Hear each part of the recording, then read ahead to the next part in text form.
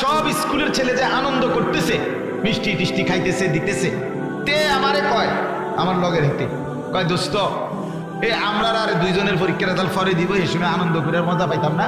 আমি সবাই দ্বারে কইছি আমিও ফার্স্ট ডিভিশন পাইছি, তুইও পেয়ে।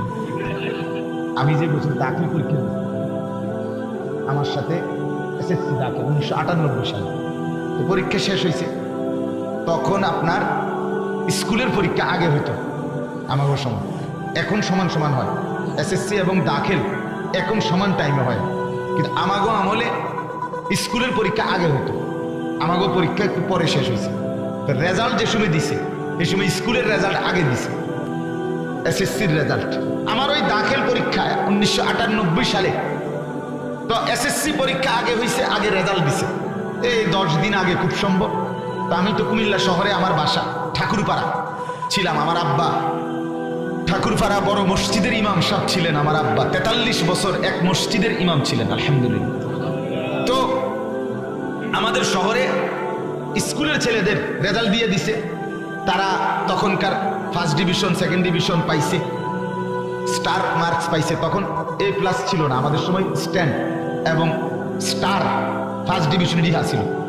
তো সবাই আনন্দ করতেছে, আমার সাথে দাখিল পরীক্ষা দিছে ওই আমাদের ঠাকুরপাড়া এলাকার আরেকটা ছেলে, সে মাদ্রাসার পরীক্ষা দিছে।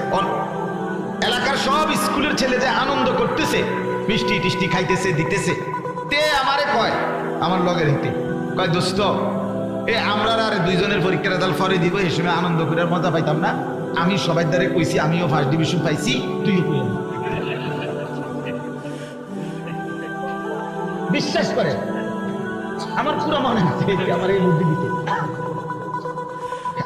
মানে তার মধ্যে কি করে লাইতাম, মজা করে লাইতাম, বুঝছেন না কথা, মিশা কথা কইয়া আমি বলে দিছি আমিও ফার্স্ট ডিভিশন পাইছি, আমরা রেজাল্টও দিছি, হ্যাঁ আর তুইও কইয়া দে তুইও ফার্স্ট ডিভিশন পাইছি। আমি কিতারে কস বেটা, আমি অনেক ভালো পরীক্ষা দিছি, চেষ্টা করছি, কষ্ট করছি, আমি মিথ্যা কথা বলবো কেন, আর আমি খুদা ফার্স্ট ডিভিশন কমো কেন বেটা, আমি ভালো রেজাল্ট করবো ইনশাআল্লাহ আলহামদুলিল্লাহ। আমি আর বলি নাই, সবর করছি, ওই বন্ধুর পাল্লায় পড়ি নাই। ঠিক 15 দিন পরে আমার দাখিলের রেজাল্ট দিছে আলহামদুলিল্লাহ, মালিকের দয়া আমি সারা বাংলাদেশে 1 নাম্বার ফার্স্ট স্ট্যান্ড করছি আলহামদুলিল্লাহ।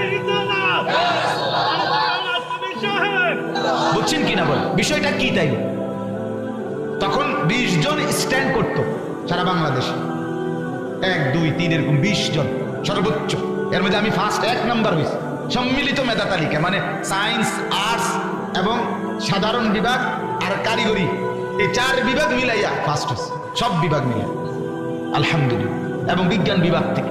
তো আমার বলার উদ্দেশ্য হইল, সেদিন যদি এই দুষ্টের খপ্পরে কইয়া লাইতাম আমিও ফার্স্ট ডিভিশন, তো আমার এই বিশাল রেজাল্টটা নিয়ে আমি তখন সিরিয়া খেলাম বলে বলি,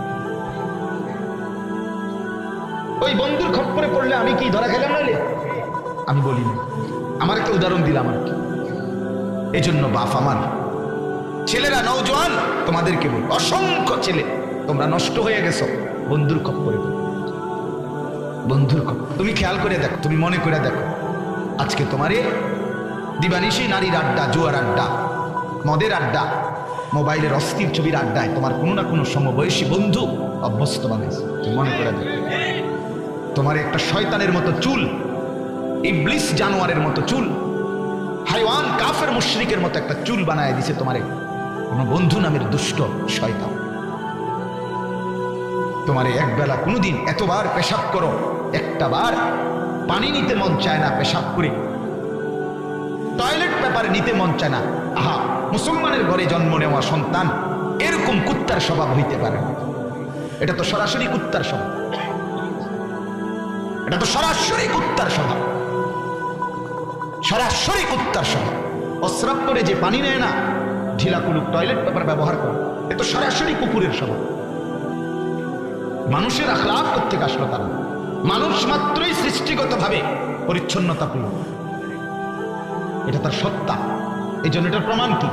এটার প্রমাণ হলো 6 মাসের কোলের বাচ্চা, 1 বছরের কোলের বাচ্চাও পেশাব করলে কান্নাকাটি শুরু করে। এটাই প্রমাণ, এটাই প্রমাণ যে মানুষের ফিতরাত, সৃষ্টিগত মানুষ পবিত্র থাকতে চায়। এই জন্য ওই 6 মাসের বাচ্চাটাও কান্নাকাটি শুরু করে, চিৎকার করে তার মাকে ডাকে, মা আমার এই পেশাবওয়ালা হাফ প্যান্ট খুলে দে, বদলায় দেয়, আমাকে নতুন হাফ প্যান্ট পরা। তাইলে অস্ত্রাবকে অপছন্দ করে না পাকি, এ তো মানুষের জন্মগত স্বভাব ছিল। তুমি তো সেই জন্মগত সত্তাগত অভ্যাসটাকে নষ্ট করে দিয়ে তুমি জানোয়ারের স্বভাব গ্রহণ করলা, কুকুর বিড়ালের স্বভাব গ্রহণ করলা। এই জন্য যে কয়জন ছেলে বসছো বললাম, এটা মনোযোগ দাও ভাই। তুমি নষ্ট হয়ে গেলে পৃথিবী থামবে না, ইসলামও থামবে না। কেউ বরবাদ হয়ে গেলে, চরিত্রহীন হয়ে গেলে, কোন বেপর্দা নারীর কারণে পৃথিবী থেমে নাই, কোন দুশ্চরিত্র ছেলের কারণে পৃথিবী থেমে নাই। তুমি অ্যাক্সিডেন্ট করলেও সূর্য ডুবে যাবে, তুমি হাসতে থাকলেও সূর্য ডুবে যাবে। পৃথিবী কারো জন্য থামে না, কারো জন্য না রে বাপ। দুনিয়ার মানুষ কারো জন্য আটকায় থাকে না। আমি তো কত সময় বলছি, এ রাস্তাঘাটে দেখি গাড়ি অ্যাক্সিডেন্ট করছে, আহা রক্তাক্ত লাশ পড়ে আছে, কত সময় কত লাশ দেখছিলাম। কিছুদিন আগে আপনার বিজরা লালমায়ের পরে রাত্রের 1টা মনে 12:30 1টার দিকে আসছি রাত্রে মাহফিলে, হঠাৎ গাড়ির জ্যাম করছে। এই অল্প কিছুদিন আগে নাইমা গেলাম, দেখলাম কি হইল, দেখলাম যে একটা মোটর সাইকেলের একটা যুবক ছেলে একদম পিছালাইছে, রক্তের ভাসিয়া গেছে রাস্তাটা। রাতের বাজে 12টা 1টা, যারা দাঁড়ায় আছে কেউ বলতে পারতেছে না ছেলেটার বাড়ি কই থেকে। কিন্তু আমার প্রশ্ন হলো, এই প্রচন্ড পরিমাণ অ্যাক্সিডেন্ট দুর্ঘটনা হয়, কিন্তু জ্যাম যদিও বাজে, কিন্তু দেখা গেল বাপ প্রতিটা গাড়ি কোনো না কোনো কৌশল করে সাইডে দিয়ে আস্তে আস্তে পার হয়ে যায়। কেউ তোমার জন্য দাঁড়াইবার সময় হাতে না। এর নাম দুনিয়া। আমি যে সবসময় বলি দুনিয়া বড় স্বার্থপর, দুনিয়া থামে না। আমার জন্য কাঁদবার টাইম দুনিয়ার নাই। ব্যস্ততম ওই মানুষের কারো হাতে সময় নাই, শেষ পর্যন্ত আমি একাই। লাকাদ আহসাহুম ওয়া আদ্দাহুম আদ্দা ওয়া কুল্লুহুম আতিহি ইয়াউমাল কিয়ামাতি ফারদা। রব্বুল আলামিন বলেন, বান্দা আমি তোমাদের সকলকে বেষ্টন করে আছি এবং আমি রব্বুল আলামিন তোমাদের জিন্দেগি গুনে গুনে রাখছি। ওয়া কুল্লুহুম আতিহি ইয়াউমাল কিয়ামাতি ফারদা। আল্লাহ বলেন, বান্দা মনে রেখো সকলকেই কিয়ামতের দিন আমি আল্লাহর সামনে আসতে হবে, ফারদান ওয়াহিদান, একজন একজন করে, একজন একজন করে। ওয়াউরিদু আলা রাব্বিকা সাফফা লাকাদ জিতুমুনা কামা খালাকনাকুম আউওয়ালা মাররা। আল্লাহ বলে, কোটি কোটি বান্দাকে কিয়ামতের দিন সারিবদ্ধভাবে লাইন করে দাঁড় করানো হবে, আর সেই সারিবদ্ধ কোটি কোটি মানুষের লাইন থেকে আমার প্রত্যেকটা বান্দাকে একজন একজন করে আমি আল্লাহর সামনে আনা হবে। ওয়াউরিদু আলা রাব্বিক। আল্লাহ রাব্বুল আলামিন তখন সামনে এনে একজন একজন করে দাঁড় করিয়ে আল্লাহ বলবেন, লাকাদ জিতুমুনা কামা খালাকনাকুম আউওয়ালা মাররা। বান্দা মনে কি পড়ে, আমি রব্বুল আলামিন প্রথম যেদিন মায়ের পেট থেকে তোমাকে বের করেছিলাম, সেদিন যেমন একা বের করেছিলাম, আজকে সব ঘাট পার হয়ে শেষ পর্যন্ত তুমি একাই আমার সামনে এসে দাঁড়াইলে। ঠিক কিনা বলেন?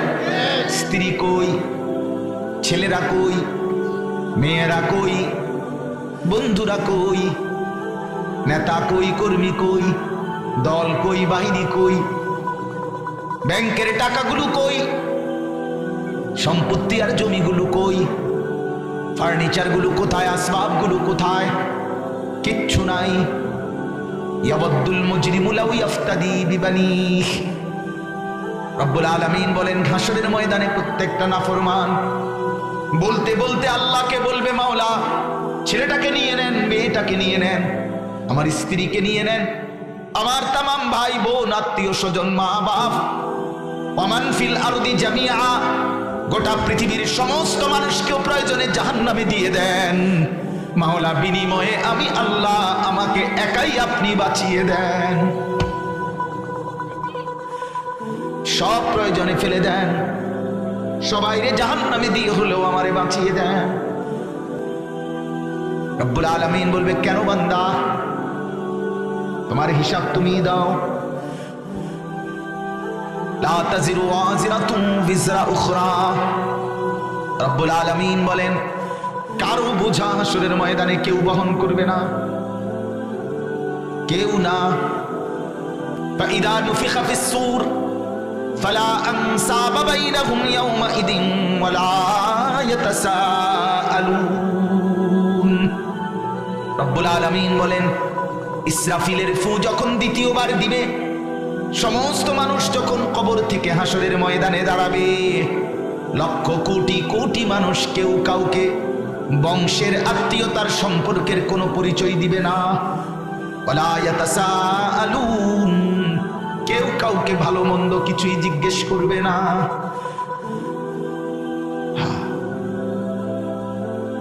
আল্লাহ তাআলা এটা বলছে, কেউ জিজ্ঞেস করবে না। ইয়াউমা ইয়াকুমুন নাসু লিরাব্বিল আলামিন।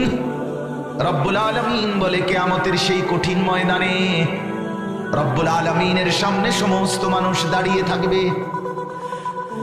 দাঁড়িয়ে থাকবে, ইয়াকুমু মানে দাঁড়িয়ে থাকবে। আল্লাহর নবী সাল্লাল্লাহু আলাইহি ওয়াসাল্লাম ইরশাদ করেছেন, উম্মত সেদিন হাসরের ময়দানে দাঁড়িয়ে থাকবে শুধু মাউদাউ কাদামিন, তোমার দুইটা পায়ের কদম রাখতে যেটুকু জায়গা, কেবল এইটুকু জায়গার মধ্যেই দাঁড়িয়ে থাকতে হবে।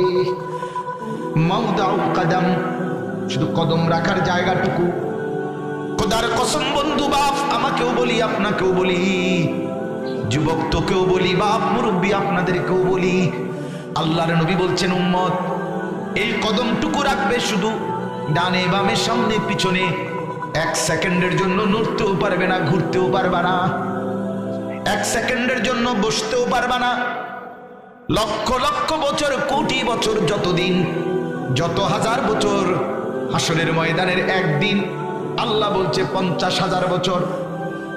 মিকদারুহু 50 আলফ সানা। আরেক আয়াতে বলছে মিকদারুহু আলফ সানা। আল্লাহ বলছে হাসরের ময়দানের একদিন 50,000 বছর, আরেক দিন 1000 বছর। হাদিসে আছে 10,000 বছর। এভাবে 50,000, 10,000, 1000, এইভাবে কতদিন হাসরের ময়দানের বিচারের কার্যক্রম একজন একজন করে হিসাব হবে। কতদিন, কত লক্ষ বছর চলে, আল্লাহর কসম বন্ধু, আল্লাহ ছাড়া আর কেউ জানে না। এই লক্ষ কোটি বছর এক টানা এক এই দাঁড়ানোতেই দাঁড়িয়ে থাকতে হবে। আপনারা যদি কেউ বিশ্বাস নাও করেন, খোদার কসম আমি বিশ্বাস করছি, আমি বিশ্বাস করি, এটা আমার রাসূলের কথা। আমি ইয়াকিন রাখি টেলিভিশনের কথা মিথ্যা হইতে পারে, নাটকের গল্পের কথা মিথ্যা হইতে পারে, দুনিয়ার নেতা কর্মীর কথা মিথ্যা হইতে পারে, দুনিয়ার আপন জনের কথাও মিথ্যা হইতে পারে, মায়ের কথা ভুল হইতে পারে, বাবার কথা ভুল হইতে পারে, স্ত্রীর কথাও ভুল হইতে পারে, সন্তানের কথাও ভুল হইতে পারে, কিন্তু আমার রাসূলের কথা এক যাররা ভুল হইতে পারে না। আমার আল্লাহর কথা ভুল হইতে পারে। ওমান আসদাকু মিনাল্লাহি কিলা। আল্লাহ বলে, বলো না বান্দা, আল্লাহর চাইতে অধিক সত্যবাদী আর কে? আল্লাহর চাইতে অধিক সত্য কার কথা বলেন না কেন? হ্যাঁ, আল্লাহর চাইতে অধিক সত্য কার কথা? তাইলে যুবক বন্ধু কেমনে ফেলে দিলা? কার কথাকে প্রত্যাখ্যান করে ফজরের নামাজ পড়লা না? কার লগে গাদ্দারামি করলা? হ্যাঁ, 5 ওয়াক্ত নামাজ, একটা ওয়াক্ত নামাজ পড়লা না, নাফরমান। আরে জালেম, কার সাথে বিরোধিতা করলা? কারে অবজ্ঞা করলা? হুজুর রে না। 5 ওয়াক্ত নামাজ ফরজ করছে তোমাকে মসজিদের ইমাম সাহেব না, তোমার বাপে। তুমি কি ভাবছো? কার সাথে তেরামি করছো বাপ? কাকে অবজ্ঞা করলা? ওমা কাদারুল্লাহ হাক্কা কাদরিহ। রব্বুল আলামিন বলে, বান্দা তোমরা তো আমাকে মোটেই কদর করলা না, অথচ তুমি বান্দা জানো না আমি আল্লাহর ক্ষমতা কি পরিমাণ। ওয়াস সামাওয়াতু মাতবিয়াতুম বিয়ামিনি। আমি আল্লাহ চাইলে 7 আসমান এক পলকে রুটির মতো 7টা আমি আল্লাহর কুদরতি ডান হাতে নিয়ে নিতে পারি।